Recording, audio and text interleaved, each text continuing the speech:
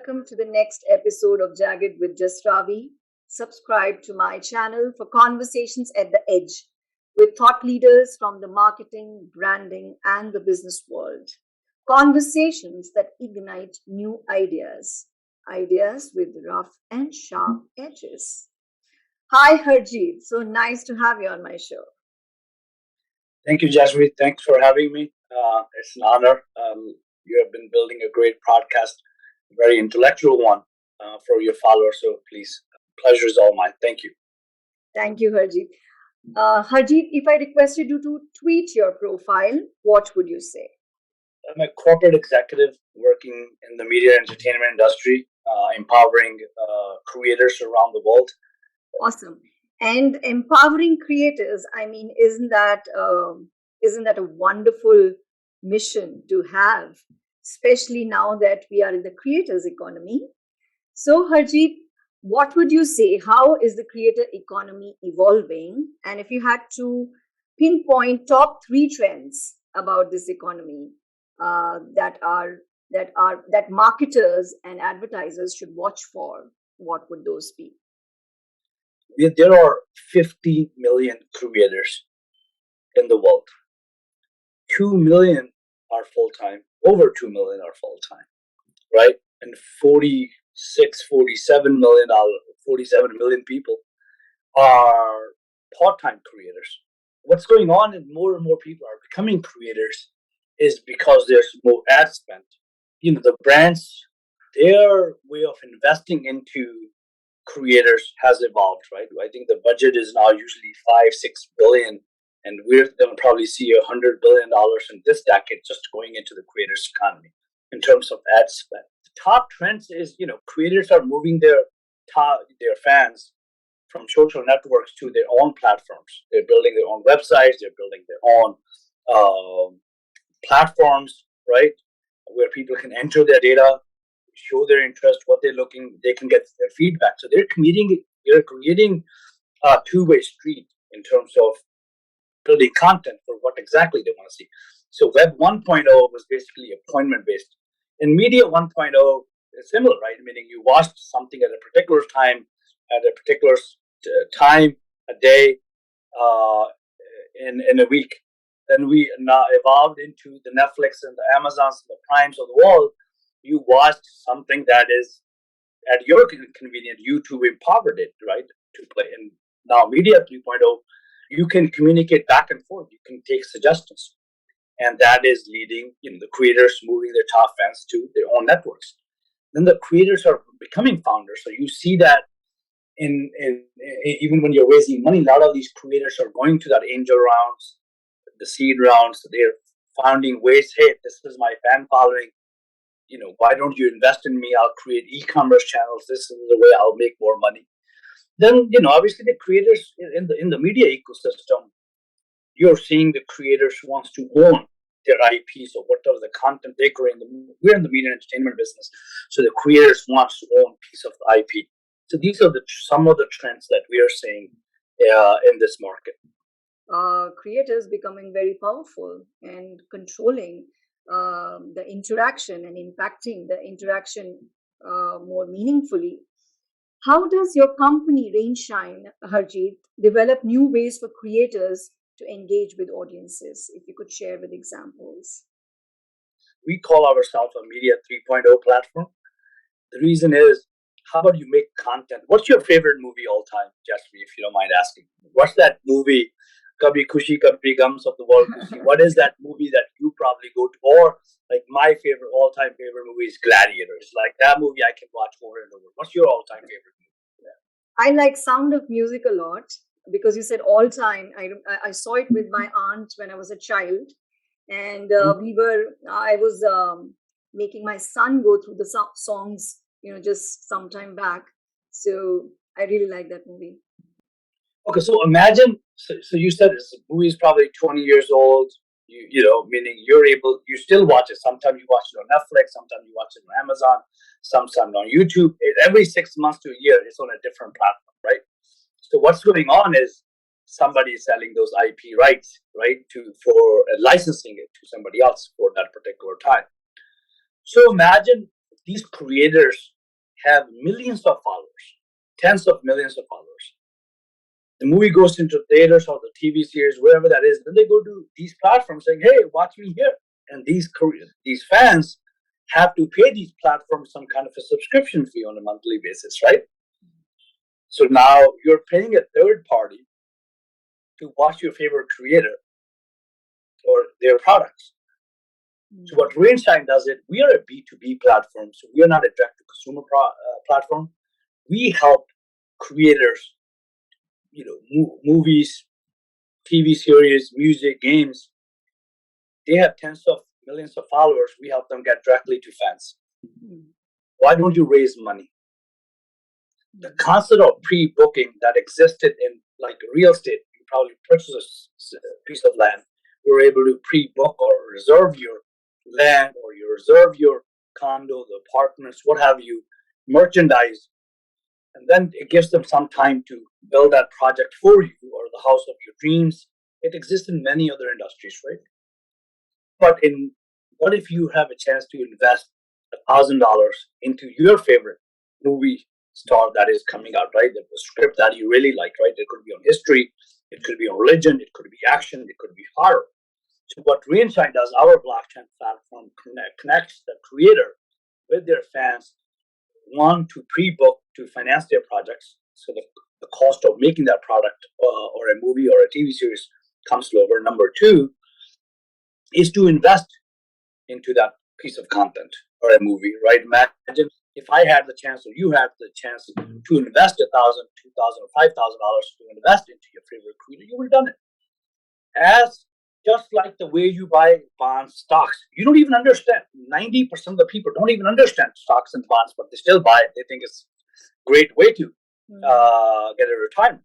What Rainshine does, like we're trying to say, look, content is something you grew up by the time your child is 3 months or 6 months old. They're hooked on to iPhones, Netflixes, the YouTubes of the world. What if you have a chance to invest into these, into these projects? So that's what Rainshine does. We work with people who have, or creators who have created that social capital, I call it, who have developed a decent fan following and have them access their fans. So moving their fans from Instagram, Facebook into investors onto their own platform, they're able to create these experiences with their fans. Either will be pre-booking for a movie, or they're able to invest into their projects, or even buy their merchandise on these platforms in order to fund their next big project. Okay. So Harjit, building profitable, enduring communities, the way you're doing it for creators, what can brands and businesses learn from this? Brands are thinking about how do we become part of people. So they look at, okay, the age groups, the zip codes, which are important, density of population within zip codes that are important. So they're able to find the right creators within that zip code, I would say, or within that time slot, which within that age group, right? They're able to find those fan clubs, if I may. They want to promote products in very, very efficiently, right, and cost effective. And these brands, obviously, how much money brands spend, but now more than ever, they're taking control of their capital and they want to spend it where to make the largest impact. More and more brands want a digital footprint rather than a physical footprint, and they're moving towards the media 3.0 community, which is the creators getting access to their community directly. You see a lot of these creators now from the market's perspective, and these companies launching products, so and so creative is on their board, advising them so they can capture that particular market. Yeah, because engagement has become so important. So brands have to learn from creators how to engage in a relevant manner and not just sell. So entertainment economy and creator economy has lots of lessons for brands, definitely. Harjit, you've written about the verticals of the decentralized creator economy. Now that's very interesting. And you're saying it is going to become mainstream and mature. And when you say the verticals of the traditional creator economy like Netflix, and I'm very amused that Netflix is already being called traditional creator economy, Netflix and YouTube. So they'll be taking a back seat. So could you explain what you mean by this decentralized concept?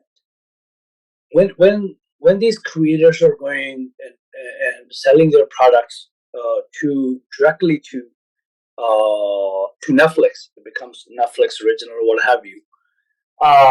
They're getting portion of the money. Over 80-90% of the money goes to these larger platforms. I don't want to name anybody, but that's you know who they are. So now the creators are saying, look, we should own this. What is the best way to make money? So the media 3.0 is going direct to fans.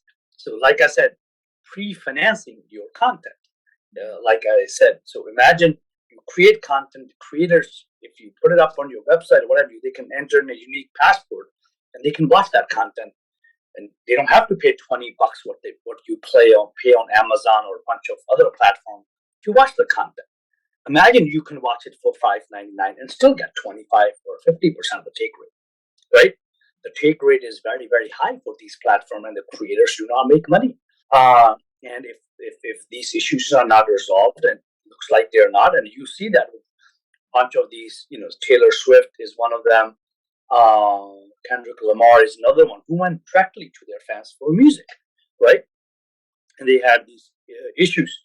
These creators couldn't go and to their fans, and there were a lot of IP rights issues. The creators wants to own that IP. They want to have a say where this can go. What is there? Can I make more money by going directly? This is content that I created. What is the best way to make money out of this? And where I might not get the reach as the Netflix, but I will make more money. It's all, rather than sending 20 million people, if you can send it to 100,000 people and make more money, what you're going to do? You're going to sell that to 100,000 people, rely on the word of mouth. It will spread like fire. So these fans will become your biggest brand ambassador for your projects. Yeah, yeah. And I think, when you said have a bit of a control in their future, have a say in what kind of music they create, and have more freedom and even more involved relationships with their fans. I think it's a real win situation for creators. How does blockchain and NFT contribute to the decentralized creator economy, Harjit? Blockchain is just all about transparency. The whole Web 3.0, Media 3.0 brings that transparency. The whole contract. Have you ever invested in any movies in your life, Jessica? No. So I have invested in a few projects. There's no transparency when these contracts are between the team that's producing it versus in distribution. The people who are investors, we're just there. Even when you're investing in publicly traded company, you're able to see some of the material information. There's a lot of rules, regulations around it. This is one in this industry which needs to transform. Technology transformation, have come a long way in terms of creating content. What are the technology transparent on the back end of it? Where everything, what the type of contracts or transparency, how much does so and so gets paid, how much the producers gets paid, where's the money being spent, where was the over budget when you're making these projects? That's not there. So our platform is basically like an ERP for the whole industry. So anybody could use it. The NFT, that is the flavor of the decade, I would say, or this decade, where people wants to own a piece of these and they want to be part of the experimental economy as we will drop NFT for a bunch of these properties. So one of our property is Young Captain Nemo, which is obviously everybody know about the Captain Nemo, which is the Disney platform. This is a young Captain Nemo living in California, descendant living in California. Obviously knows what is the Captain Nemo was pushed into brink, and he said, "Look, if I can't rule the land, I will rule the water." Right, that type of a story. So we are raising money from the crowd. You could call it crowdfunding, but young Captain Nemo has a huge fan following, or already built community. the writer who wrote about this, he lives in Colorado, named James Henderson. So we will build that. We want the fans to be part of this. We want to make content investable. Content that up until this point, just like the way you invest into Uber, the way you invest into Airbnb or Make My Trip. Let's take the example of Kabhi Khushi Kabhi Gum. You know who's in it.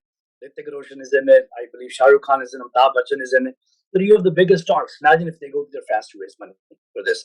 Instead of the financiers, now they're creating fans. They have a fan base who will promote those that content through NFTs, right? Obviously, there's transparency. They know what the producers are getting. They know what the directors are getting. They know what the actors are getting. What type of rights they have as fans. For larger investors, they'll have larger other rights. So that's what we're building. That's like a total transformation in terms of how things, will happen in the creators economy, in the content creation, in the entertainment business itself. That's amazing. And Harjit, currently major source of revenue for YouTube creators is coming from brand endorsements and brand sponsorships. What is likely to change? A lot. A lot. And you already start to see it. You see it on Twitter. The concept of super follow has come up on Twitter, right? Then the concept of tipping has come up. Then paid subscriptions to their newsletter has come up. So these are just this is just the beginning. Digital content sales, right? And you've seen the evolvement of from YouTube to TikTok to OnlyFans, right? And you see this. Other than just ad, people want to see. They want a piece of their creator. This will lead into live and virtual events. Metaverse is just the beginning of it. So you mentioned Metaverse. Now let's go there. A really hot topic, and a lot of us don't really understand it fully. I mean, you've got to experience it. It's so experiential. It's such a new, way of reality, perhaps, if I could say. So, what kind of content you're creating in augmented reality, virtual reality, and metaverse? Right now, we are very early in metaverse. So we are definitely, this is our vision in late 2022 and early 2023 in terms of Rainshine. So I really can't say much about this in terms of what we're creating. But I have experienced metaverse, right? Being part of several platforms. All of this. So you think about digital banking, will move to metaverse. Fine eating dinery will move to metaverse. All of these restaurants will create a metaverse experience. The gear has to be little light, rather than you look like a robot. But I think in coming decade, by the end of the decade, will be in a full metaverse where you can be in a meeting in one metaverse, enter another metaverse where they'll be together. In a digital world, you don't have to leave your world. And we already see this. In terms of the next generation that's there, they're spending a lot of time on phones, right? And I don't know what's your screen time, but mine is in double digits, and I hate it. But that's the only way I know how to live. This is amazing. The more it's developing, what do you think it says about the entire evolution, innovation in our society, Harjit, and the way we are spending time, the way whatever we prefer. Now, this is like I'm just throwing it, whatever comes to your mind. What does it say about us as a society and the direction we are headed? We're looking for different experiences. The whole point of traveling to different parts of the world is we live for experiences, right? And metaverse is one of that unique experience, right? Imagine you don't have to be in Greece. You could be in Greece in Central. Imagine you could be in Brazil. Imagine you could be, next to your favorite creators and watching the World Cup, which is coming in end of the year. So I think we adapt innovation, and the more, if you look at the world, especially look at a country like India, everybody is on their phone. They are creators. Now, taking that next step, if there's technology that can empower them be part of this at a certain point at a certain time, they could be live at a cricket match with so and so and pay money, and and high five with their favorite stars in the Metaverse. Sports team, in my opinion, are one of the most undervalued assets that I usually, even the founders of Rainshine, I heard from him and others, that's it, because they have hundreds and millions of followers. Look at Cristiano Ronaldo, 7, 8, 900 million follower line. Messi, Neymar, Tendulkars of the world, Virat Kohli's, and to name a few, right? And the Metaverse, they want to experience and be with their favorite creators and high five for some reason somewhere, right? Imagine Virat Kohli can do all of these tours virtually and still get to see the people that he needs to rather than meeting them in person. The humans' hunger for experiences and having within reach whatever they aspire for, and when you summed it up, no limitations. I mean, that's a very powerful pull that it will have, and no wonder, like you said, like you're predicting, very soon everything is going to be there. So how are you now coming back to creators economy? How are you attracting talent like creators and building it at scale? How do you do that? We have access to a lot of people in the industry who are part of this, right? Through them, we get access to talent, and we've been very, very blessed in that regards.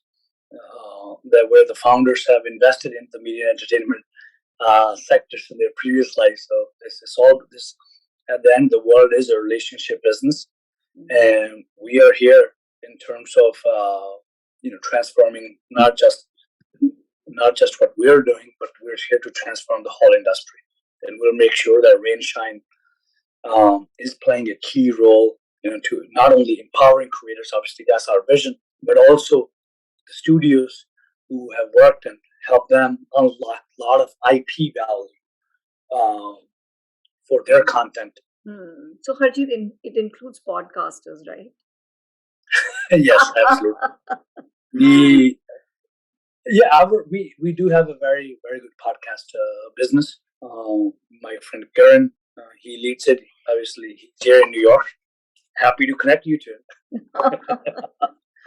Yeah, because same principles. I mean, it would be very empowering for this kind of content also, having your engaged communities, because one of the pull is to have like-minded people, to interact with like-minded people, and the dynamics that happens is enriching.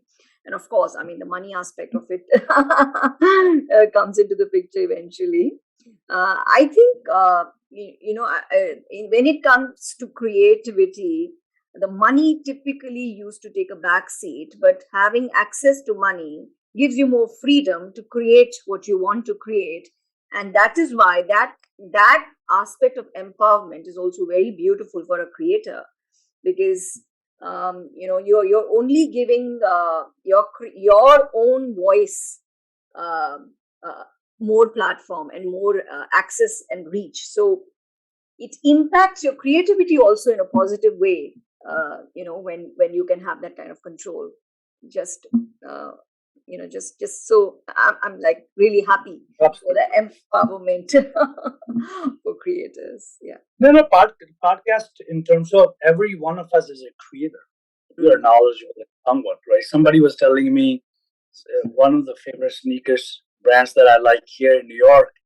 I bought it recently, bought a pair of sneakers. He's like, Harjit, what if I can go on YouTube and build a channel and teach people how to make sneakers from all the way from design? So he's been involved with Michael Jordan shoes and others. He's like, I would like to build this on a YouTube channel. I'm like, why do you even need a YouTube? Just put up a site, promote it, drive people to your business.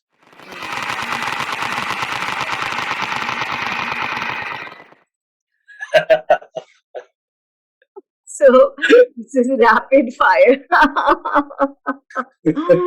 So don't think and don't elaborate. Yes, and you'll I be am ready. fine. Let's start. Superb. Okay. If you could live anywhere in the world, where would that be? Portugal. Okay. What would you change about yourself if you had to? Lose weight.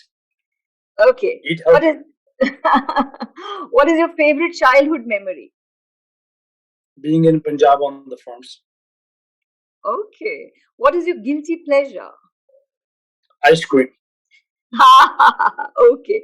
If you were to devote the rest of your life to philanthropy, what cause would you choose? So many cancer. What is your deepest fear? Losing. What is your greatest joy? Life. Hmm. How would you like strangers to remember you? I was an honest person. What is a lesson that took you a long time to learn? Being happy is an every day, every second, every minute. You have to live every day. Hmm. What is one missed opportunity that you wish you could have a second chance at? Building a startup. Okay, so Harjeet, I'd request you to share any online addresses, emails, any books, etc. So it will be part of show notes as well. If anyone of our audiences wants to reach out to you, then how should they do that? You can send me an email or reach out to me on LinkedIn, harjit.singh@rainshine.com. I do get to my emails. Might be a little delayed, obviously, but I do get to my emails. You can send to me Harjit, HARJIT .singh, SINGH @rainshine.com.